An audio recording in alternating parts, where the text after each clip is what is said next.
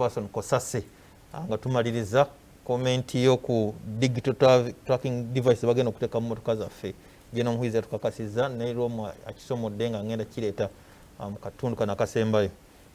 maybe mundakika mu kitundu ndemu kubiri ebisinga omushana byayogedde nabyo nzikanya nabyo naye wenjawukana naye agambye nti debate y'ensonga y'emmere ssente bino eri secondary awo sikanya muko I think byonna bikulu mbadde ntegeeza oli agireeta kukujja ku kiri okay kyogere kiza okubeera bwe kityo naye ffe tugamba nti naye nkulu kubanga abantu abayinza okufa munaku ana mu bbiri nga bali eyo tebalina kyabatambula tebakola bali eyo nabo bayinza okufa bayinza okufuna obuzibu so ensonga eyo nayo nkulu kikwewuunyisa ate nekiwanda naye nja kukanya naye ku kintu kimu agenze n'agamba nti munaye buli omu abeereremu munne zikanya naye kubanga gavumenti y'abakiwanda eno weneetuukira bweriba etuuse ebintu biyinza okuba nga byayononeka dda so buli omu agumye munne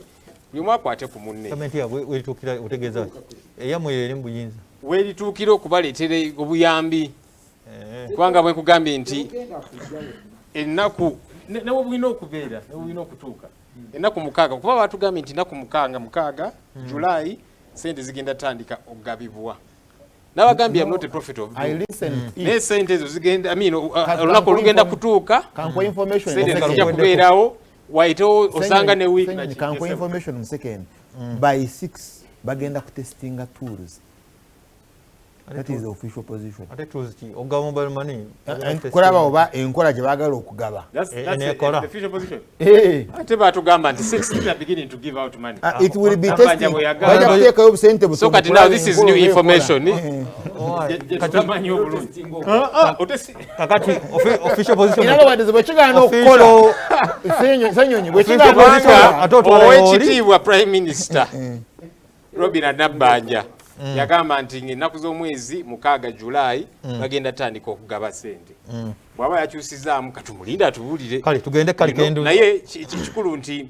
buli omu agezeeko okubeerera munne alina akatono kasobola tulina bannaffe by the way omanyi kati focus eri nnyo ku covid naye tulina abantu baffe abatali bulungi nina kye nagenze nendaba kati mu Nakawa West tulina abantu nga bambi balina akawuka akasiriimu abantu abo balina okufuna eddagala tebalina ngeri gye bagifuna gye bafuna eddagala lino ne tugamba kale tugezeeko kulaba tuye boda zisombe eddagala lino litwalira abantu bano bitundu by'e Nakawa n'emiriraano ate nekira kye nagenza okulaba nti kakati obatwalira eddagala naye tebalina na mmere ate nga balina okulya tugezaako kuyiiya so kyeŋŋamba nti tunuulira ku mulirwano jasangawo omuntu ali mu bwetaavu yeetaaga kino bw'oba osobola okumudduukirira mudduukirire ensonga eya digital tracking naye nga ogigendako waliwo wano enjini yabate Jonathan age Honorable Ssenyonyi kati akimanyi nti is part of government era asaanye kulaba nga services zituuka ku bantu mu constituency n'eggwanga lyonna kyendiko nti kyenjogerako kale digital tracking device kyendiko ogwange kuwabula bano bwe baba nga si ba mitwe minene ne bawuliriza munnaye bye tubagamba kubanga ne bakola budget era kyovudola bannagambye baleete supplementary budget tugule oxygen tugule PPE protective equipment ez'abasawo tuongere ku sente zino kubanga sente zino kiwanda abadde azenyumirizaamu nnyo naye bw'ogabanyamu mitwalo 10 buli lunaku ziri nusu 12,300 family y'abantu abataano bannange so twagala tukole ogwaffe ensonga ya digital tracking eno katono sinyo omanyi abantu baffe bano okubira ddala by the way njibagala tubega ku mwami Museveni no it is just tikati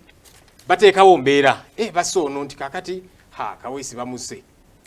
kakati buli gundi erina okubeera simanya bagirambe batya